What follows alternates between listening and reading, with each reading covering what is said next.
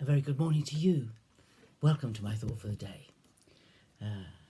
I'm still down in Deal, enjoying my music week today.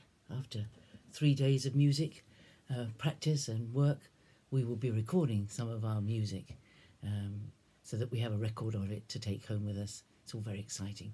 Anyway, that's enough of me, but we are in Luke 22, and I'm just thinking about what happened after Jesus gave all those instructions to his disciples, and then he went to, as it says in Luke, to the Mount of Olives.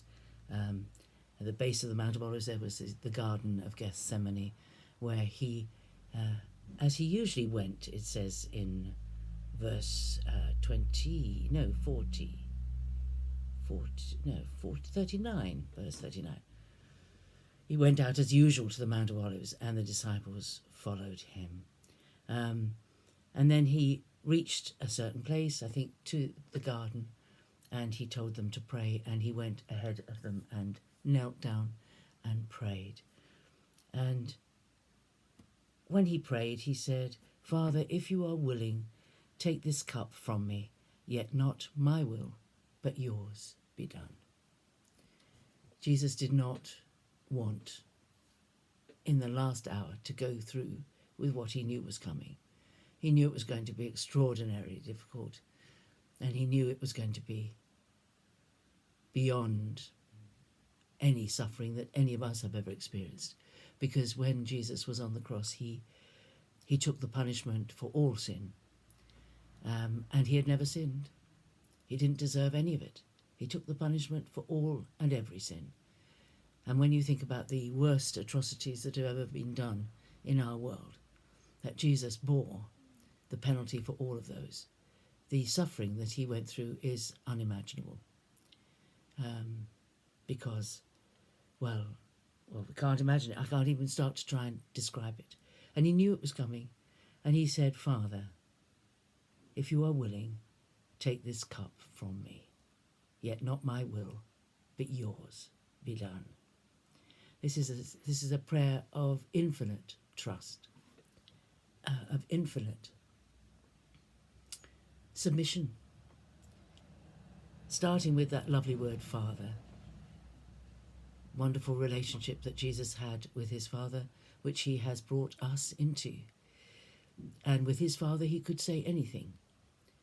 He could say, when we read it, we have no idea of the tone of voice or the strength of voice used.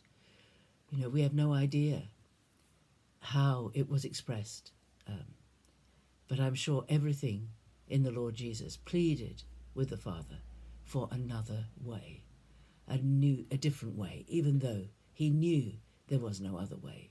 But he pleaded, "If you are willing, take this cup from me." And even knowing that the Father was not willing to take it away, his submission was complete. "Yet not my will, but yours be done." And this is the ultimate submission, isn't it?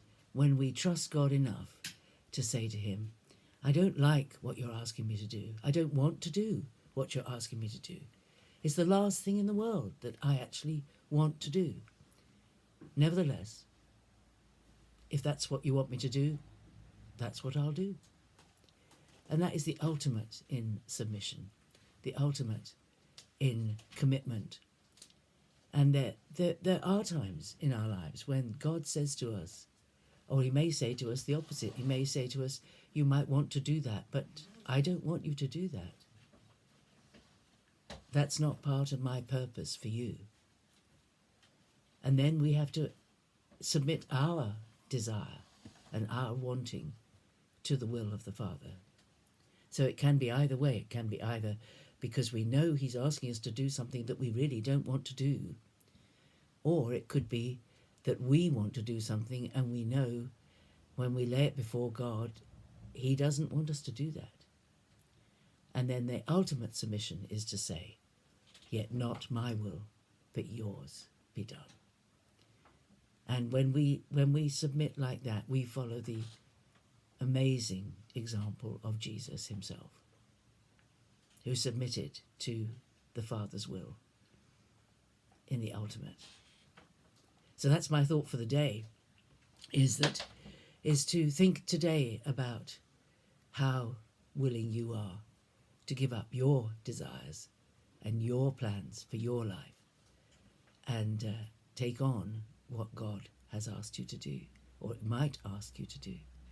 In the beginning, we start with, Lord, be Lord of my life. But then when it comes to a particular thing, we may have to make that commitment afresh and say, well, Lord, if that's what you want me to do, I wish you didn't want me to do that. But if that's your will for me, then I will do that. It's the ultimate submission. So that's my thought for the day from Luke 22, verse 42. God bless you. Have a great day. I'll see you tomorrow. Bye.